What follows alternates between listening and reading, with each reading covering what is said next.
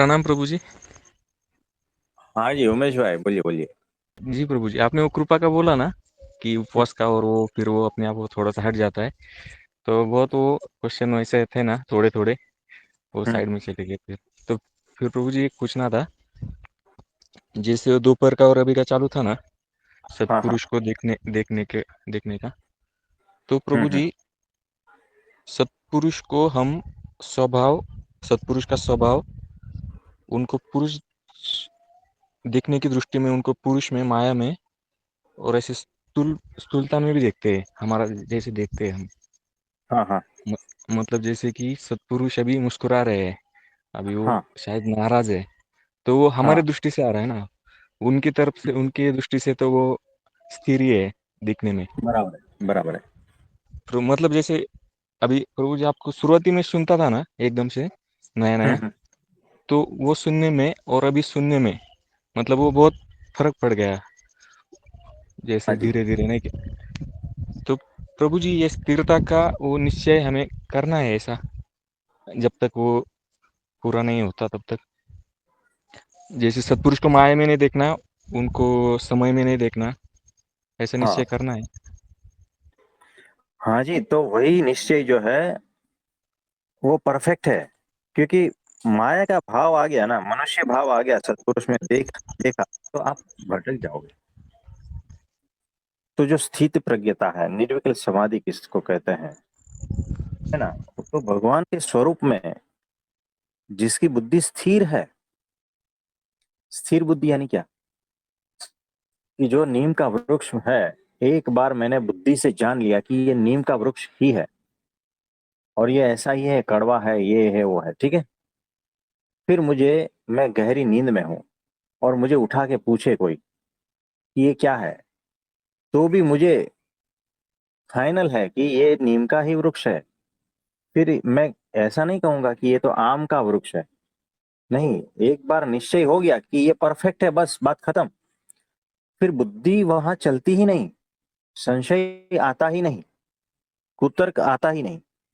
एक बार परमात्मा को, भगवान को जान लिया, उनके स्वरूप को जान लिया, फिर कुतर्क संशय का कोई अवकाश ही नहीं बचता। उसे कहते हैं निर्विकल्प निश्चय, निर्विकल्प समाधि कहते हैं उसको। और तब जो है ना, प्रज्ञा आपकी स्थिर हो जाती है। तब मनुष्य भाव बिल्कुल नहीं आता, है ना, मनुष्य भाव चला जाता है, दिव्य भाव ही रहता है, यानी उनकी हर क्रिया में दिव्यता। अब मैं एक बात बताऊं आपको कि देखो, कृष्ण जी, ये स्टोरी है कि गोपियां जब नहा रही थी तो उनके वस्त्र चुरा के भाग गए, है ना। ये प्रसंग आपने सुना होगा। हाँ प्रभु जी। भगवान का जो भक्त है ना, वो इसको दिव्य लीला की तरह लेगा। और जो नास्तिक है, जो बुद्धि वाला है, जो कुतर्क वाला है ना, वो उसको अलग एंगल से देखेगा। वो मनुष्य भाव है उसका। आप समझे। तो जो मनुष्य भाव है वो पहुंचेगा कहीं पर भी नहीं। वो माया के चक्कर में है, और वो जन्म मरण के चक्कर में है। तो मनुष्य भाव वाला मनुष्य कभी भी भगवान के धाम में पहुंचता नहीं, माया के चक्कर में गिरा रहेगा। सुख दुख जीवन पर्यंत चलता रहेगा, अनंत जन्मों तक। तो सत्पुरुष में मनुष्य भाव लाना, यानी अपना अहित करना।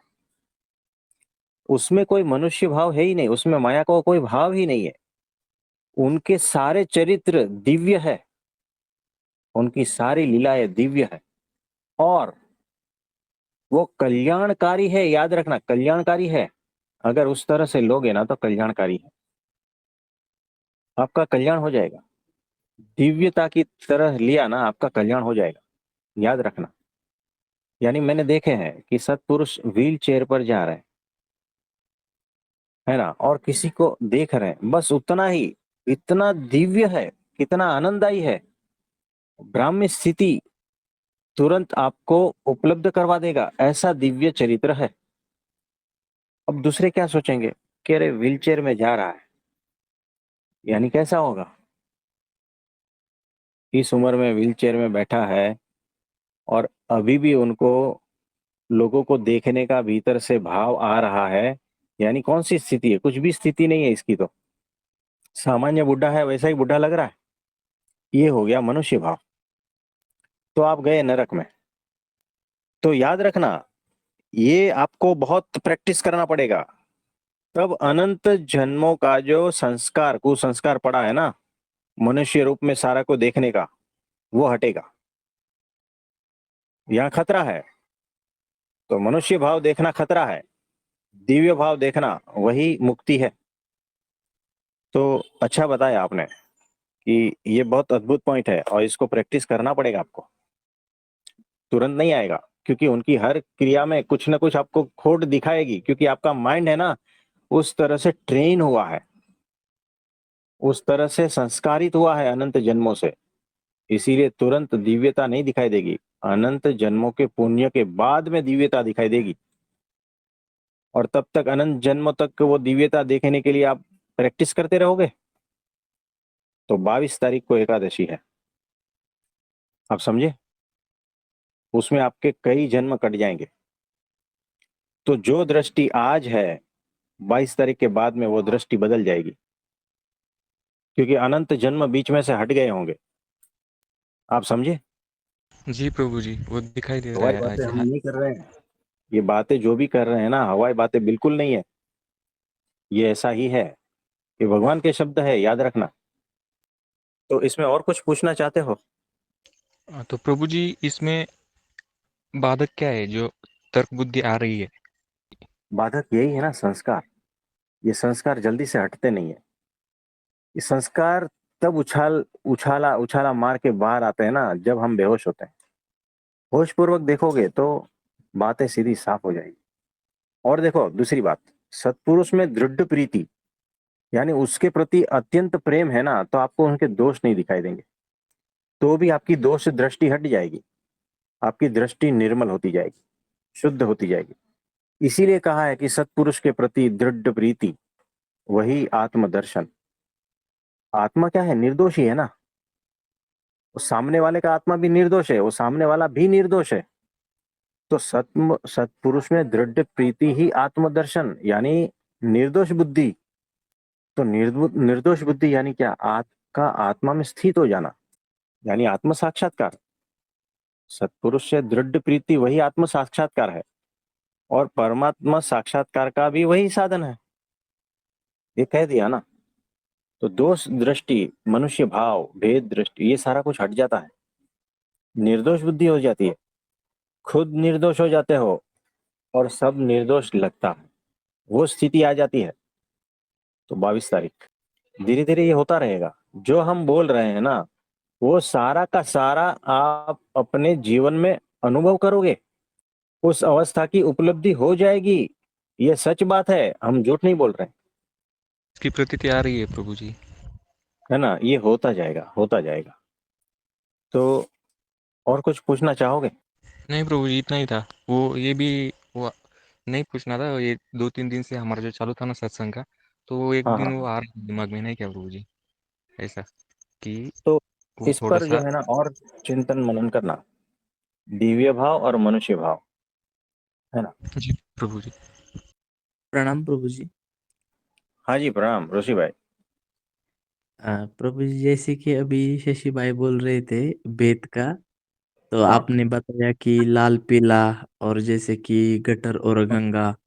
हाँ तो प्रभु जी मतलब मुझे, मतलब मैं इसे ऐसे देखता हूँ प्रभु जी की, जैसे कि छोटा बच्चा देखता है लाल और पीले को, वो हाँ कोई उसे नाम नहीं देता, वो सिर्फ है। हाँ तो फिर वो अभेद नहीं है। अब जबकि जो भी कोई पुरुष है जो आत्मा में स्थित है, हाँ। वो तो गटर और गंगा को मतलब उसमें कोई वो विचार ही नहीं लगा। अगर उसे नहाना है तो वो सीधे जाके गंगा में ही नहाएगा। पर उसमें हम्म एक ऐसी समझ पैदा हुई है हम्म। कि वो उसमें कोई भेद नहीं करेगा। मतलब विचार तो कुछ भी नहीं है उसमें, पर उसको एक समझ पैदा हुई है कि सीधा, मतलब ये आप ही समझ सकते हैं प्रभु जी की ये कैसे बताओ। कोई नहीं, तो देखो, जो जो आपको उपलब्धि होती है ना, वो जी। ऐसा रहेगा तो लिख लेना है।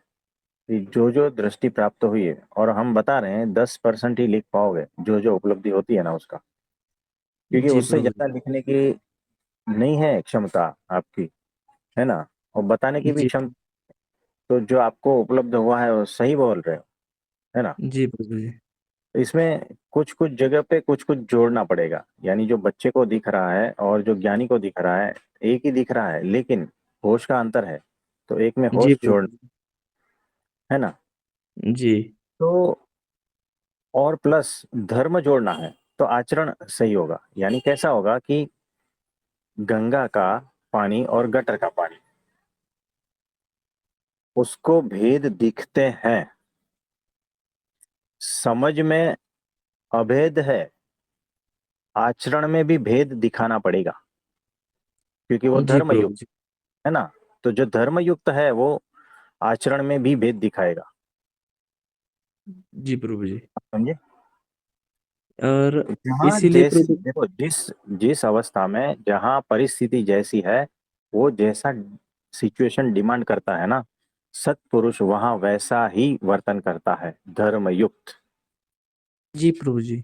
बोलिए। मतलब जैसे कि आप बोलते हैं कि परमाणु भी नहीं हिलेगा, मतलब जैसे कि जो मनुष्य या सत्पुरुष मतलब आत्म स्थिति में है, उसको ना हम्म, गटर के पानी को देखकर और ना ही गंगा के पानी को देखकर, दोनों में ही उसके अंदर के परमाणु भी नहीं हिलेंगे। मतलब हाँ इसके अंदर भेद का कोई सवाल नहीं, इसके अंदर आपका होश और आपकी समझ कितनी प्रगाढ़ है, और हाँ वो उससे होते हो जाता है कि मतलब ये भेद आता ही नहीं है, मतलब उस लेवल पे जाने के बाद आपको भेद दिख के ही मतलब होता ही नहीं है। पर हम्म, आपकी समझ और होश इतनी प्रगाढ़ है अभी कि वो चीज ऑटोमेटिकली हो जाती है, मतलब ऐसा हाँ जी, में। हाँ जी। एक मिनट, एक मिनट। देखो, आपने देखा होगा, कुत्ता जो है ना रोटी खाता है या नहीं, जी प्रभु जी। है ना, और गोभी खाता जी प्रभु जी। है ना। कुत्ता है ना साफ पानी भी पीता है और गटर का पानी भी पीता है, मैंने दोनों देखे हैं। जी प्रभु जी।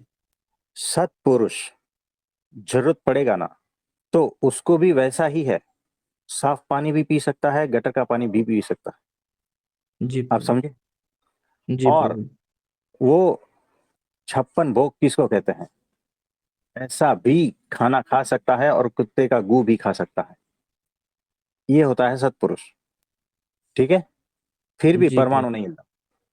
और अगर वो धर्म युक्त आचरण करे, वो होश पूर्वक है, दोनों उस होश पूर्वक है, समझदारी भी उतनी है, लेकिन अगर धर्म युक्त आचरण करना है, तो वो साफ पानी पिएगा, छान के पिएगा, चेक करके पिएगा, जी प्रभु जी। है ना। वो स्वाद लेने के लिए नहीं खाएगा, पेट भरने के लिए खाएगा, शरीर को चलाना है इसके लिए खाएगा। लेकिन आपके सामने वो 56 भोग दिखेगा ना, तो आप में मनुष्य भाव आ जाएगा। जी उसमें प्रभु वो कुछ नहीं है। सत्पुरुष के लिए वो सारा कुछ बराबर है, लेकिन वो धर्म युक्त आचरण करना है, इसीलिए वो भेद करेगा, और गुरु की आज्ञा है इसीलिए भेद करेगा। तो ये बात है। जी। ये तो गुरु कृपा से ही हो सकता है प्रभु जी। हाँ, तो ऐसा ही है। प्रभु जी प्रणाम। हाँ जी, प्रणाम, बोलिए। पहले तो आपको धन्यवाद दे दूं प्रभु जी।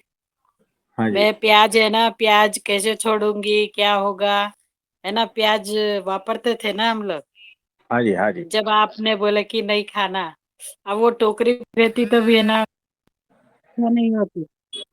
क्या बोल रहे हो, वो टोकरी। टोकरी में अगर पड़े भी है ना गुरु जी, हाँ है जी, जो आप खाकर देख लो बोले थे ना, हाँ, अब वो टोकरी में है तब भी ऐसे लगता है कि नहीं खाना उसको। बराबर है, भीतर से हाँ, आता है ऐसा। मेरे को ऐसे लगा बहुत मुश्किल होगा मेरे लिए, लेकिन छूट गया गुरुजी। तो बहुत अद्भुत बात है, तो आपकी ये छूट कृपा जाएगा। से, तो आपकी रक्षा कृपा वही से करेगा। गुरुजी। हाँ, रक्षा वही करेगा, है ना। और धन्यवाद प्रभु जी। समझदारी भी वही देगा, सब कुछ वही करेगा। हाँ प्रभु जी। हाँ जी, हाँ जी। तो बहुत अद्भुत बात है। प्रणाम प्रभु जी, एक बार फिर से बोलना चाहूंगा। हाँ, बोलिए। अ, तो प्रभु जी मैंने उस दिन मतलब आपकी जो शॉर्ट देखी जो आपने डाली है यूट्यूब पर प्रभु जी, तो कौन सा वाला? मतलब मैं जो गाड़ी में आप थे, गाड़ी में, हाँ हाँ। तो प्रभु जी मतलब मैं कोई जो बोल रहा हूँ वो कोई मतलब मानसिक चीज या काल्पनिक नहीं है। उस समय मुझे सच में ऐसी अनुभूति हो रही थी कि मेरे हम्म। अंदर की कोई तो ऐसी चीज थी प्रभु जी की जिसे बहुत डर डर लग रहा था वो वीडियो देखकर। हाँ। तो मतलब मैं बहुत चक्कर रह गया कि ऐसा क्यों हो गया। तो उस समय में जब देख रहा था ना प्रभु जी, तो वो डरने वाली शायद बेहोश जो अहंकार था ना उड़ रहा था, क्योंकि मैंने सच में देखा प्रभु जी कि आप इतने हर समय इतने पूर्ण होश में थे ना।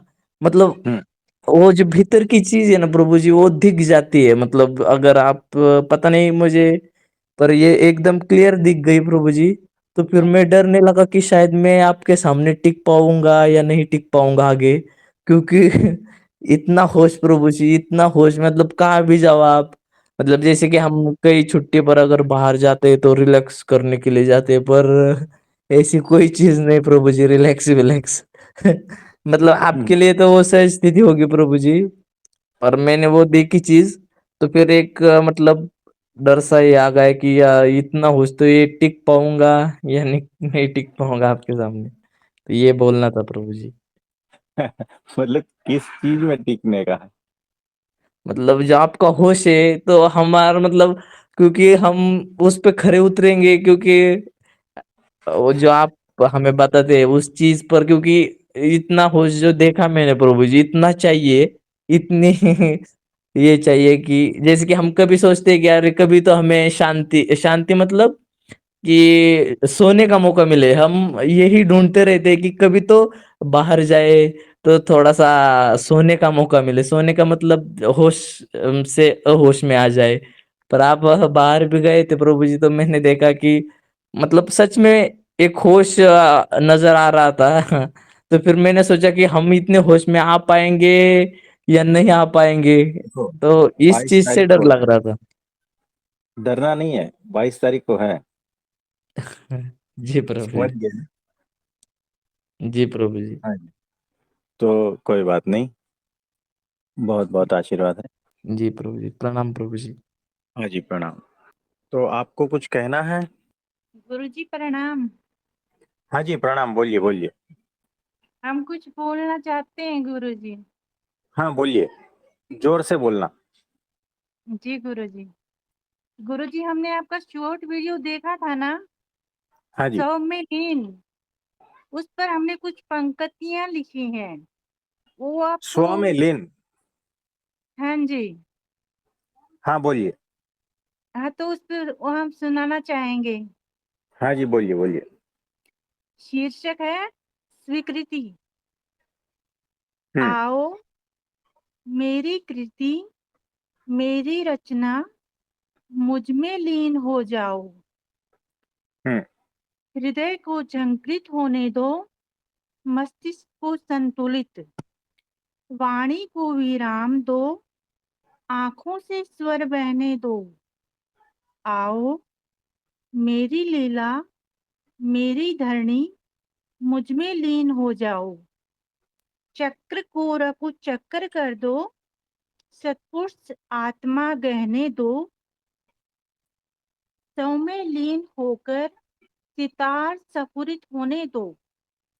आनंद हाँ कंद जी। को झरने दो, रिमझिम रिमझिम अहम को बूंद सा ढलने दो।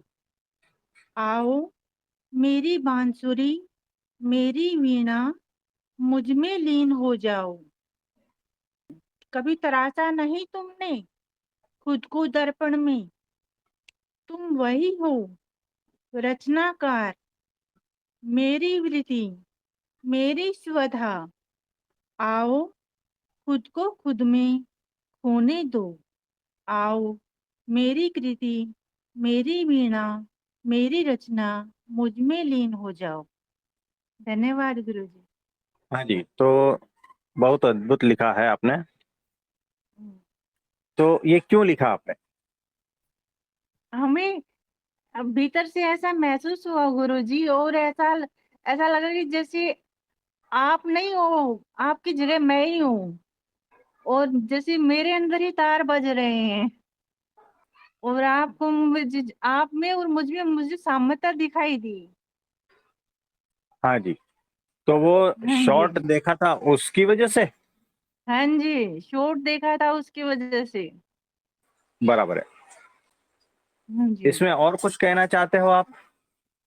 जी गुरु जी, जैसे यही लगा कि भगवान का जो पर सत्पुरुष की जो आत्मा है ना, अगर हाँ। हमारी आत्मा तो कलुषित ही है, उसको छोड़ हम्म। दो, दरकिनार करो, सत्पुरुष की आत्मा को ही ग्रहण कर लो और उसी में ही लीन हो जाओ। उससे उससे भिन्न कुछ भी नहीं है, और फिर तुम्हारा कुछ भी नहीं है और तुम्हें कुछ भी नहीं है, ना तुम्हारा अहम बचेगा न तुम्हारा कुछ बचेगा, तुम खत्म ही हो जाओगे और केवल परमात्मा ही बचेंगे। तो आपकी समझ अद्भुत है, बराबर समझे हो आप। हाँ जी, हाँ जी, और कुछ कहना चाहते हो? बस गुरुजी अभी तो इतना ही याद आया। चलो, अच्छी बात है, आपका बहुत बहुत धन्यवाद। हाँ जी। जी गुरुजी।